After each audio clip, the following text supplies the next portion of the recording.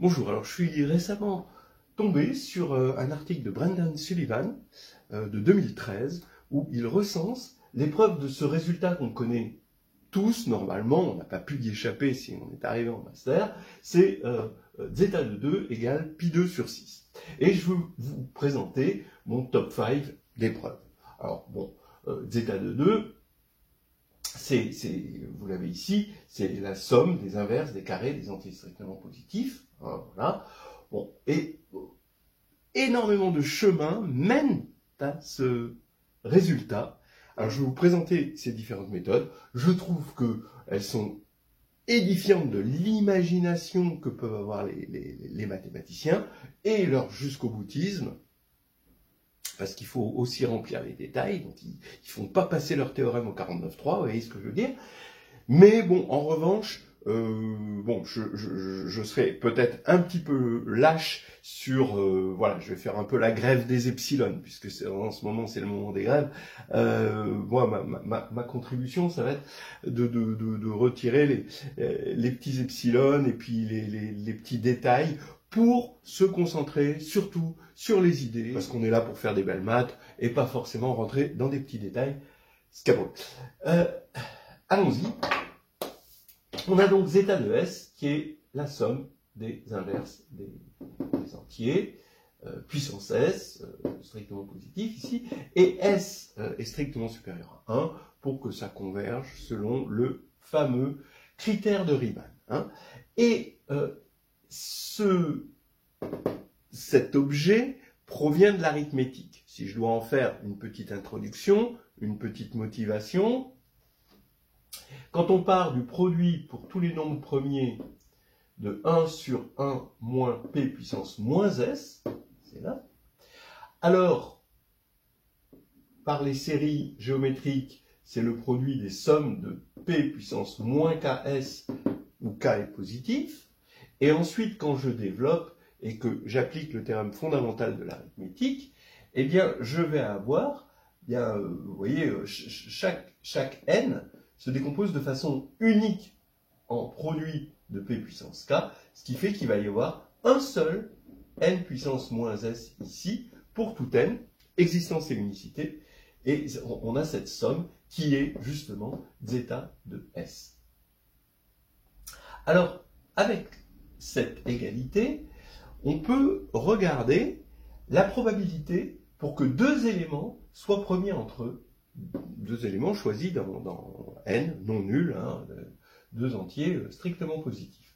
Alors, cet énoncé n'a pas beaucoup de sens, on va en donner un sens plus précis, mais au moins il a l'avantage d'être intuitif, à défaut d'être juste. Hein, là, je suis dans le Jean-Michel à peu près. Il ne connaît pas bien les paroles de ses chansons préférées, c'est Jean-Michel à peu près. Regardez, si on prend P, quelconque, parmi les nombres premiers, eh bien, on n'a pas, vous voyez, dans les symboles logiques, vouloir qu'ils soient premiers entre eux, c'est vouloir la négation de P divisé m1 et P divisé m2 pour tout P. Bon. Alors, quelle est la probabilité? Déjà, il ne faut pas avoir 2 divisé m1 et 2 divisé m2. Bon, mais on a une chance sur 2 que 2 divisé m1, une chance sur 2 que 2 divisé m2, et comme on ne veut pas, ça fait 1 moins 1 demi au carré. On fait pareil pour 3, 1 moins 1 tiers au carré, 1 moins 1 cinquième au carré, etc., etc. Et donc, on a le produit pour P dans grand P de 1 moins 1 sur P2. Voilà. Ce qui est, si vous regardez bien, exactement l'inverse de ceci. Donc l'inverse de zeta de 2 pour S égale 2. Voilà. Et donc, c'est 6 sur pi 2, cette probabilité. Alors, bon. Alors maintenant, si on devait prendre S nombre, et alors là, il faudrait préciser la probabilité qu'ils soient globalement premiers entre eux, vous voyez de la même manière que ça donnerait 1 sur zeta de S, cette probabilité. Alors, bien sûr, ça ne veut rien dire. En fait, il faudrait prendre la probabilité pour que M1, donc la probabilité Pn, pour que M1, M2, qui sont entre 1 et N, soient premiers entre eux, D'accord? Alors là, ça ferait apparaître des parties entières.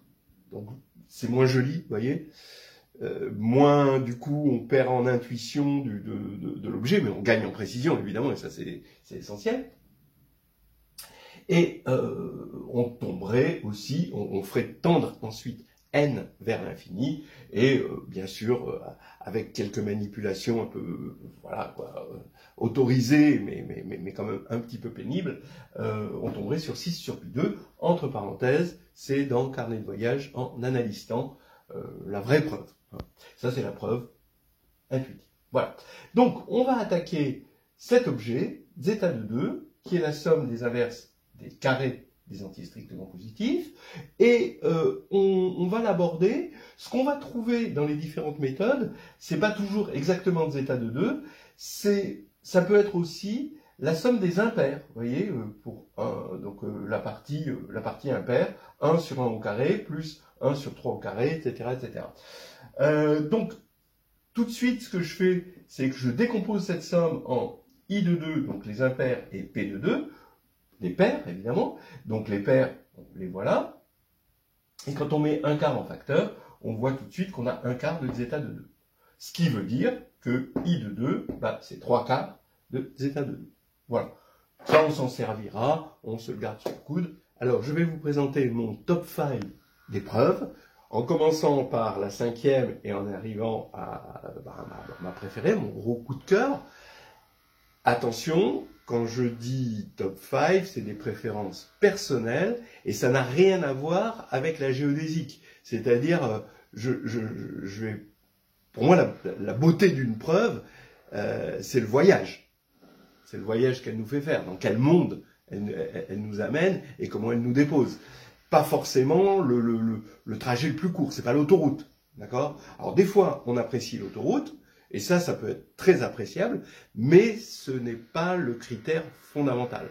Faut bien s'attendre à avoir plutôt un côté carnet de voyage, guide du routard, et se balader un petit peu dans la beauté et la diversité des mathématiques.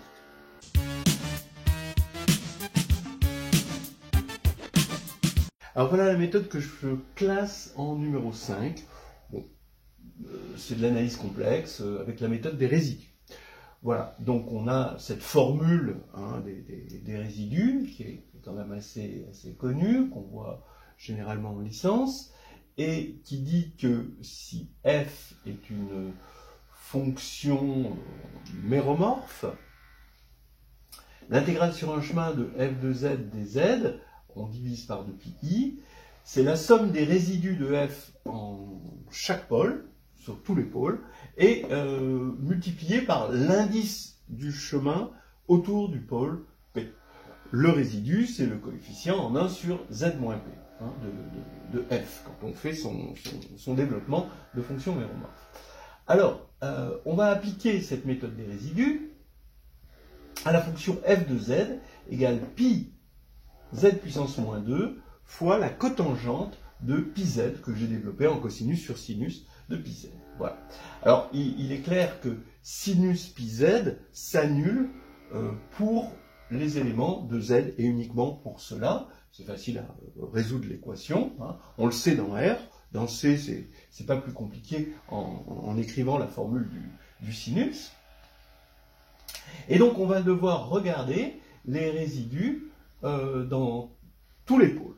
Regardons maintenant le chemin que l'on va faire. Eh bien, c'est un carré, d'accord? C'est un carré. Ici, on va avoir n plus 1 demi, et là, n plus 1 demi, d'accord? Vous voyez, c'est le carré centré en haut, et de longueur, d'arête, 2n plus 1.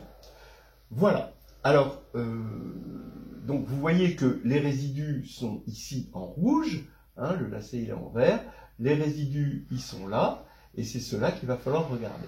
Alors, on va regarder le résidu en un n, petit n, qui est non nul. Il y a un petit cas particulier, évidemment, on le voit tout de suite, en 0. Alors, en n non nul, du coup, on remplace z par n petit n plus h, où h tend vers 0. Et ça fait pi n plus h puissance moins 2. Là, on va avoir du pi n plus pi h, donc c'est moins 1 puissance n cosinus pi h, et pareil, ici on a moins 1 puissance n sinus pi h, les moins 1 puissance n s'éliminent, et donc il va rester, ici on prend l'équivalent c'est 1, ici l'équivalent c'est 1 sur n2, ici l'équivalent c'est pi h au dénominateur, les pi s'éliminent, donc ça fait 1 sur n2h, ce qui fait que le résidu, puisque c'est le coefficient finalement en 1 sur h, eh bien le résidu c'est 1 sur n2. Mais attention, n est non nul. Il faut faire à part le résidu en 0. Alors le résidu en 0, ici, il faut regarder le développement de pi z puissance moins 2, et là, bon, je vous ai dit, je fais la grève des epsilon, 1 moins pi 2 z2 sur 2, z pi moins z cube pi cube sur 6, voilà. On voit que c'est un pôle d'ordre 3, mais on va regarder son résidu, c'est-à-dire le coefficient en 1 sur z, et là, on va mettre z puissance moins 3 en facteur, on élimine les pi ici, et là, on va utiliser une petite formule de série géométrique pour avoir 1 moins z2 pi 2 sur 2, et plus, donc quand on va mettre z en facteur et pi en facteur, il va rester, donc, puisqu'on va remonter, ici ça va faire plus z2 pi 2 sur 6, ici, ce qui va faire que le terme en 1 sur z, le résidu, ça va faire moins pi 2 sur 2 plus pi 2 sur 6, c'est-à-dire moins pi 2 sur 3. Alors maintenant, on va essayer de borner cette fonction-là. On va montrer que cette fonction est bornée sur gamma grand N, et c'est là qu'on va comprendre comment gamma grand N a été construit.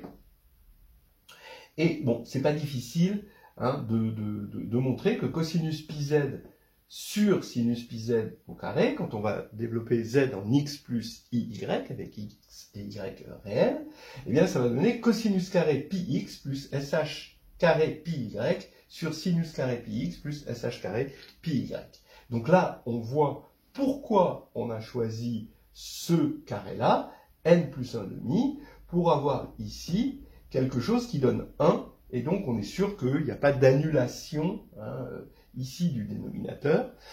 Et ici, on va avoir quelque chose de borné, ici quelque chose de borné, et là, ça se compense parce que c'est la même chose. Et donc ça va être borné. Donc ici, comme ça va être borné, on va avoir de l'intégrale de dz sur z2, et ça, évidemment, ça va tendre vers 0. Donc cette intégrale, quand n, donc si je mets un grand N, cette intégrale, quand grand N tend vers l'infini, elle va tendre forcément vers 0. Ça, c'est assez clair. Mais d'autre part, en regardant la formule des résidus, ça veut dire que, alors l'indice, évidemment, l'indice c'est 1, parce que ça fait une fois le tour, d'accord, autour des pôles. Et quand on fait tendre donc vers l'infini, on va récupérer toute la série. On regarde le pôle en 0, ça fait moins pi 2 sur 3 fois 1, parce que l'indice ici. Et puis, on a des n qui sont positifs, des n qui sont négatifs, qui ont exactement le même résidu. Donc, on les regroupe pour faire 2 fois la somme des 1 sur n2. Et donc, ça nous fait bien que zeta de 2, c'est-à-dire ça, est égal à pi 2 sur 6.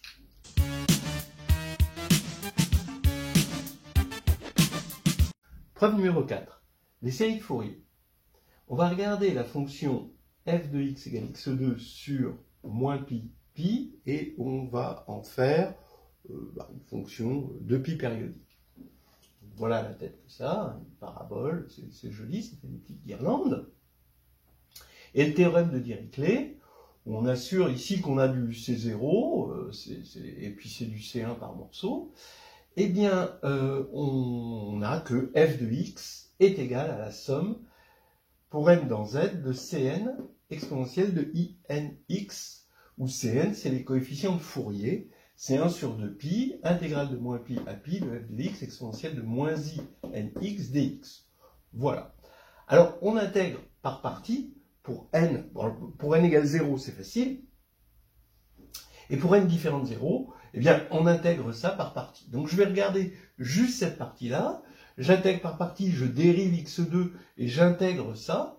Bon, alors ça va me faire un facteur ici. Et à cause du x2 ici, et le fait qu'on a la même chose là pour pi et moins pi, ça va faire 0.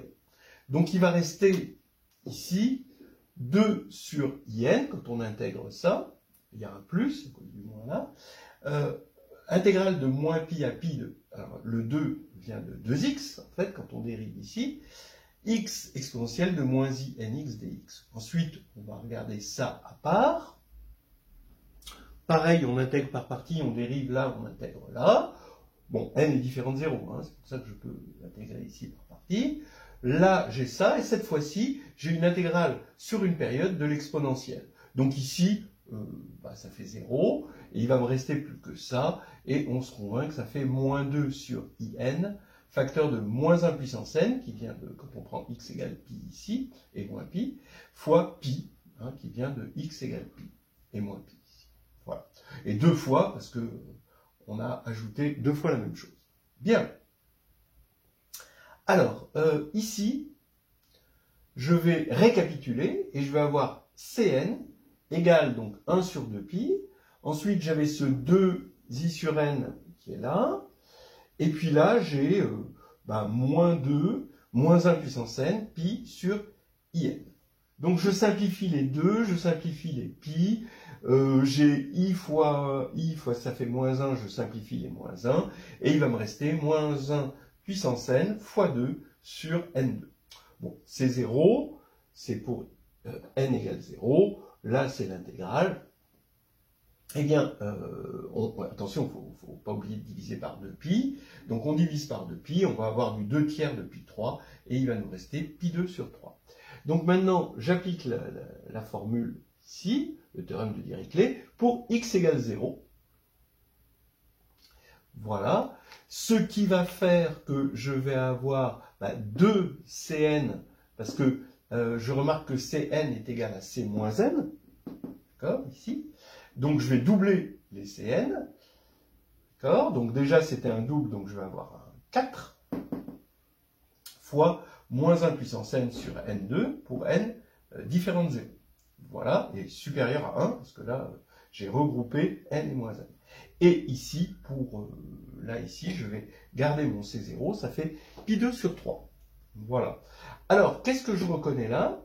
Eh bien, justement, ce que je reconnais, c'est pas tout à fait zeta de 2, mais ce que j'ai appelé, donc la partie impaire de zeta de 2 va être en négatif, et la partie paire va être en positif. Donc, c'est moins i de 2 plus p de 2. Moins i de 2, on avait dit que i de 2, la partie impaire, c'est 3/4 de zeta de 2, et on avait dit que la partie paire, c'est 1/4. Donc, entre les deux, ça va faire moins 1/2 de zeta de 2, et il y a 4, donc ça va faire moins 2, ce qui va faire que zeta de 2 est encore une fois égal à pi 2 sur 6. On s'en lasse pas.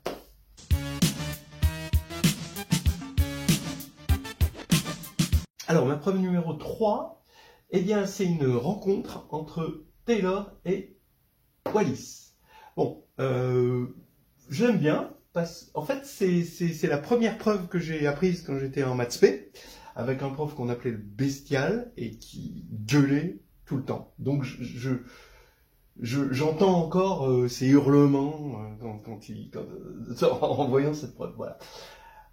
Alors, elle est simple, elle est assez simple. Elle demande quand même de connaître le développement de Taylor et l'intégrale de Wallis. Bon, l'intégrale de Wallis, ça se fait assez bien en exercice avec une petite récurrence. Alors allons-y. On part du développement de Taylor de arcsinus. C'est la somme pour n supérieur ou égal à 0. Alors ici, on a un produit des impaires, un produit des paires, et x puissance 2n plus 1 sur 2n plus 1. Je vous rappelle que cette formule, elle provient du développement de 1 sur racine de 1 moins x2. Et ensuite, que l'on intègre. Et ici, on a bien sûr la condition que la valeur absolue de x doit être strictement inférieure à 1. Donc ici, je pose x égale sinus t. Donc ici, je vais avoir t va se balader entre 0 et pi sur 2, et je vais avoir ici t, et ici, je remplace x par sinus t. Alors maintenant, j'intègre de 0 à pi sur 2 cette formule, et je vais faire passer, alors bien sûr, ça demanderait quelques explications, mais je vais faire passer l'intégrale sous le signe somme. Ça demande d'avoir une bonne mesure de notre reste ici, et bon, avec on peut majorer le reste et voir qu'il est insignifiant. Pas tout à fait évident, mais bon, je joue mon joker, et ici, donc, je fais passer sous le signe somme ici, et là, je vais reconnaître une intégrale de Wallis. Donc ici, j'écris Wallis, d'accord, donc c'est sinus, l'intégrale de 0 à pi sur 2 de sinus 2n plus 1 de t dt, c'est égal au produit des paires sur le produit des impaires ici, et là, donc, miracle généralisé, les paires vont s'éliminer avec les paires ici, les impairs vont presque s'éliminer avec les impairs ici, il va rester 2n plus 1, mais encore le 2n plus 1 qu'il y avait ici, donc on va avoir le membre de droite, ça va être la somme pour n supérieur ou égal à 0 de 1 sur 2n plus 1 au carré. Et le membre de gauche, bah, c'est l'intégrale qu'on calcule bêtement, c'est pi 2 sur 8. Voilà. Donc on reconnaît ce qu'on a appelé I2, la somme la partie impaire de zeta sur 2, qui est égale à 3 quarts de zeta sur 2, et ça nous fait zeta sur 2 égale pi 2 sur 6.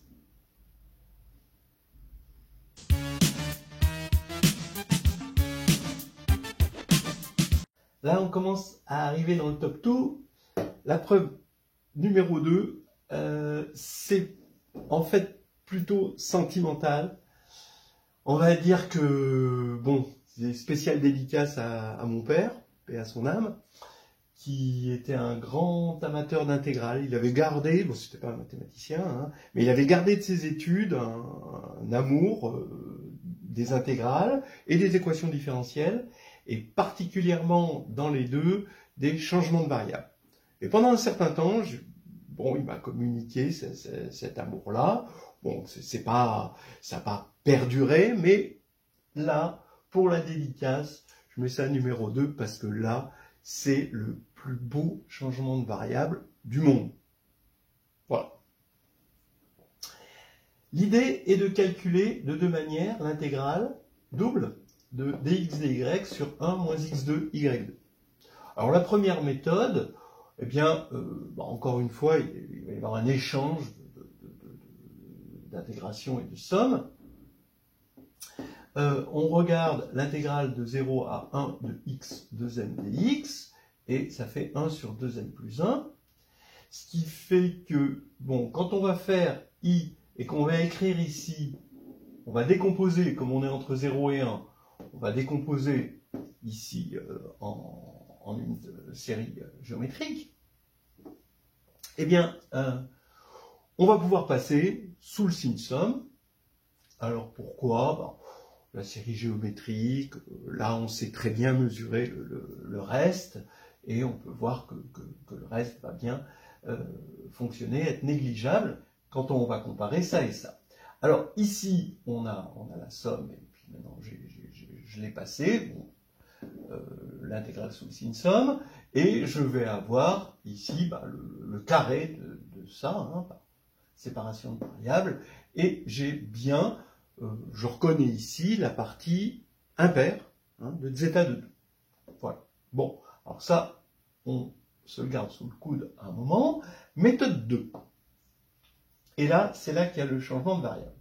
On va poser x égale sinus u sur cosinus v, y égale sinus v sur cosinus u. Alors, il faut bien regarder ce changement de variable, s'il est possible. Alors, regardez, on va extraire u et v en fonction de x et y. De toute façon, quand on aura u, on aura v par symétrie. Et x et y, ils sont dans le carré entre 0 et 1. Voilà. Alors, regardez.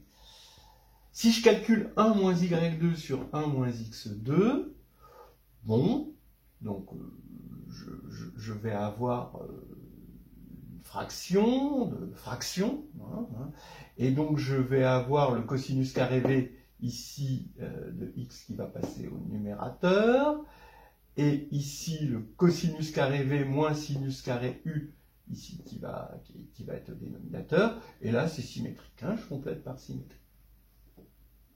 Et c'est facile de voir, en utilisant le fait que cosinus carré plus sinus carré ça fait 1, que ça c'est égal à ça. Donc ça se simplifie, et ça fait cosinus carré V sur cosinus carré U.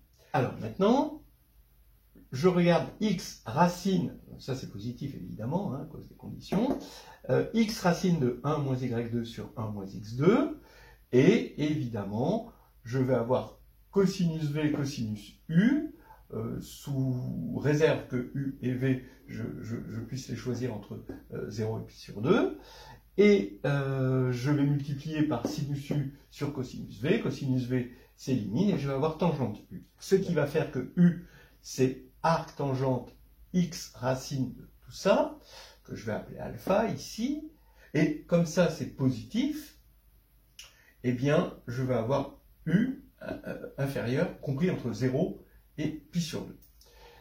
De la même manière, par symétrie, j'ai V, là ici je l'appelle bêta, et ici je vais multiplier alpha par bêta. Donc ici j'ai une simplification, ce qui fait que j'ai juste xy qui est inférieur à 1. Et donc, si vous pensez à la formule célèbre, que quand U est positif, hein, arc tangente U plus arc tangente 1 sur U est égal à pi sur 2, d'accord ?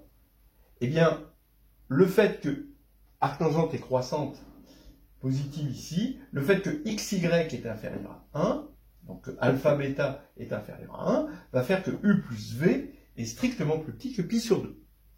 Voilà.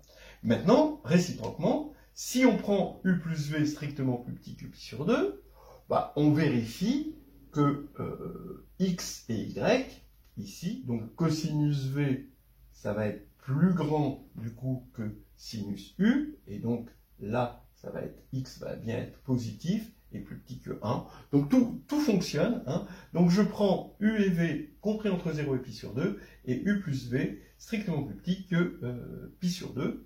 Alors je mets des stricts parce que j'ai mis des stricts pour les 1 ici, mais bon, on peut prolonger par continuité. Et en fait, mon changement de variable, ça va être une application C1 entre ce carré-là, qui correspond à ça, et ce triangle, d'accord, 0, là, pi sur 2, ici. Alors, maintenant, je calcule le jacobien. Donc ici, je dérive par rapport à U, ça fait cosinus U sur cosinus V. Je dérive par rapport à V, il y a un moins, ça fait plus, et je vais avoir sinus U, sinus V sur cosinus carré V. Et là, je complète par symétrie.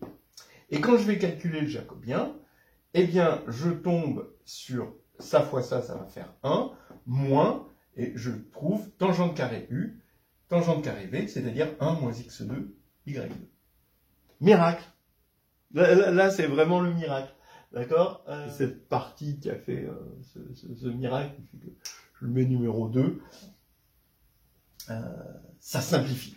Donc, I de 2, c'est égal à la surface, donc tout s'est éliminé, hein, donc c'est vraiment la surface du triangle, et là, la surface du triangle ici, on a pi sur 2, le carré ça ferait pi 2 sur 4, mais comme on prend la moitié, ça fait pi 2 sur 8, et là c'est I de 2, je vous rappelle que c'est 3/4 de zeta de 2, et donc ça fait zeta de 2 égale pi 2 sur 6. Et maintenant,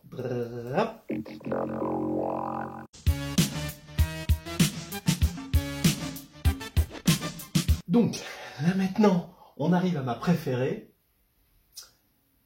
l'épreuve de sigma de 2 égale pi 2 sur 6. Elle est un peu longue, c'est pas la plus courte, mais je trouve que c'est le plus beau voyage. En plus, étant donné qu'au départ, zeta de 2, c'était un nombre qui venait de l'arithmétique, on pourrait se sentir frustré que ce soit pas l'arithmétique qui lui rende raison, quoi. Et donc, voici une preuve arithmétique, ou plutôt une preuve qui tient de ce qu'on appelle la géométrie arithmétique. Voilà. Alors on va partir. Bon, alors ça demande du background. Hein. C'est le théorème des 4 carrés qui dit que tout entier naturel n peut se décomposer en somme de 4 carrés avec son petit codicile qui dit qu'il y a R de n façons de décomposer n en 4 carrés. R de n étant égal à 8 sigma de n. Alors, ce que j'appelle sigma de n, c'est la somme des diviseurs. Donc, j'introduis la fonction somme des diviseurs. D'accord? Diviseur positif, hein, évidemment. R de n est égal à 8 sigma de n si 4 ne divise pas n. Et R de n est égal à 8 facteur de sigma de n moins 4 sigma de n sur 4 si 4 divise n. Donc, voilà le théorème des 4 carrés dans toute sa splendeur. Et relié à la fonction somme des diviseurs. Bon, alors ce qu'on connaît le mieux, c'est la moyenne de la somme des diviseurs, ou, si vous voulez, ce qui revient au même, la somme de k égale 1 à n, de la somme des diviseurs de k. D'accord? Donc regardez, on va le faire. Donc ça, c'est la somme de k égale 1 à n, ici, de somme de m divise k de m. Bon, bah, évidemment, hein, c'est la définition. Maintenant, bon, je vais appeler cette somme sigma n, d'accord? Et je reprends, ici, j'ai la somme des m, mais je vais changer de, comme m divise k, je vais poser k égale md, et je vais faire la somme sur m et d, où md va entre 1 et n, puisque md c'était k. Donc là, tout va bien. Donc maintenant, bah, d, il va de 1, évidemment, à n, d'après ça, et m va de 1 à partie entière de n sur d. Voilà, donc c'est juste un petit changement de variable.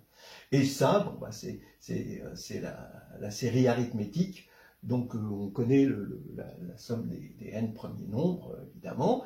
Ça nous fait 1 demi de grand N plus 1, ou grand N, c'est la partie entière de n sur d, et donc ça nous fait cette somme. Voilà.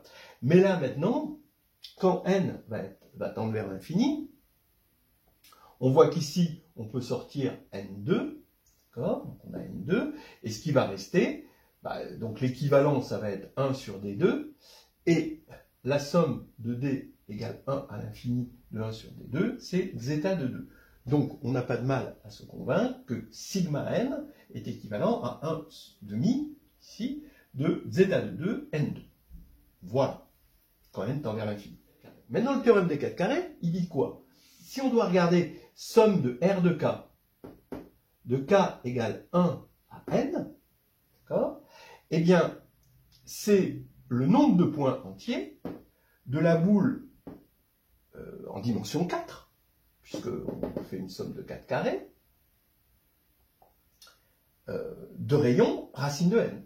Hein, parce qu'une somme de 4 carrés, ça veut dire qu'on veut x1 carré, plus x2 carré, plus x3 carré, plus x4 carré, égale n. Donc, c'est la 4 boules de rayon racine de n, mais avec ici, on veut des entiers. Bien. Hein. Bon. Alors maintenant, j'ai fait un dessin en dimension 2, normal, et voici ma boule, okay, pour bien se la figurer. Voici mes points entiers en rouge, voilà, et les points entiers, j'ai fait des carrés. En fait, il faut imaginer en dimension 4 que j'ai fait des hypercubes, hein, donc ici, d'arête 1, d'accord, entre les points entiers. Voilà. Donc je les ai séparés comme ça. Comme c'est des hypercubes d'arête 1, eh bien, évidemment, ils sont de volume, de 4 volumes 1. Voilà. Donc, le volume de ce que j'ai dessiné en vert est égal exactement au nombre de points entiers. Donc, le nombre ici de points entiers de la boule, donc les points rouges, c'est, je l'appelle IN, et j'affirme que IN est compris entre le volume de la boule, de la 4 boules de rayon racine de n-1 et le volume de la 4 boules de rayon racine de n plus 1. Ça correspond au fait que mon mon objet vert, il va être compris entre deux boules, une de rayon racine de n plus 1 et une autre de rayon racine de n moins 1. Pourquoi? Parce que c'est l'inégalité triangulaire en fait. Et le fait que tout point est en dimension 2, d'accord? Tout point du plan, il est à racine de 2 sur 2 au plus d'un point entier. Ça, c'est Pythagore. Voilà. Bon, alors, en dimension 3, ce serait racine de 3 sur 2. En dimension 4, ce serait racine de 4 sur 2, donc à 1. D'accord? Donc, chaque point est à 1 d'un entier. Donc, IN va être compris entre, entre le volume ici, donc ce IM qui est le volume de ça, il va être compris entre ce volume-là et ce volume-là.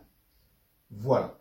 Donc, on n'a pas de mal à se convaincre que l'équivalent naturel de IN, ça va être le volume de la 4 boules de rayon racine de n. Mais ça, c'est facile parce que ça se fait, hein, d'accord? C'est bien connu, vous pouvez le voir dans le carnet de voyage en un instant, que c'est le volume c'est pi2 sur 2 fois r puissance 4. Voilà, c'est ça le volume. Donc, comme le rayon, c'est racine de n, ça fait pi2 sur 2, racine de n puissance 4, ça fait pi2 sur 2, n2. Donc, on a ce volume. Et finalement, je sais que le nombre de points entiers de la boule ici, c'est cette chose-là. Mais, c'est équivalent hein, à cette chose-là, pi2 sur 2, n2. Mais c'est aussi la somme de r de k pour k allant de 1 à n. Voilà. Ah oui, normal, puisque c'est... On regarde toutes les solutions entières, ici, pour aller de 1 à n, et ça va nous faire tous les points entiers de la boule. Bon, d'accord, alors ça c'est IN hein, qui vaut ça. Hein. Et donc ça va nous faire 8. Alors ici, vous voyez bien que vous avez sigma n, mais on va, à cause de ce problème-là, on va lui taxer à chaque fois, d'accord, tous les multiples de 4, va falloir lui taxer, donc il va y avoir sigma n sur 4, 4 fois ici. Voilà, ça c'est la taxe. Donc là maintenant, comparons les volumes. On va avoir d'une part pi2 sur 2 n2, ici, qui va être équivalent, donc, ça c'est le volume de n, qui va être équivalent à 8 fois, ici, étant donné que sigma n est de degré 2 en n, le n sur 4 va devenir n2 sur 16, ici on va avoir un quart, sigma n, et ici on va avoir donc 8 fois 3 quarts, puisque 1 moins 1 quart, ça fait 3 quarts, sigma n. Donc ça fait 6 ici, sigma n. Sigma n, je dégaine le 1,5 de sigma 2 n2, qu'on avait gardé sous le coude, et donc ça fait 6 sur 2, donc 3 sigma de 2 n2. On simplifie par n2, et voilà, on tombe, sigma de 2 est égal à pi2 sur 6. Ce qui veut dire que on a obtenu ça avec le théorème des 4 carrés, l'estimation du nombre de somme en 4 carrés d'entiers d'un nombre, et le volume de la 4 boules.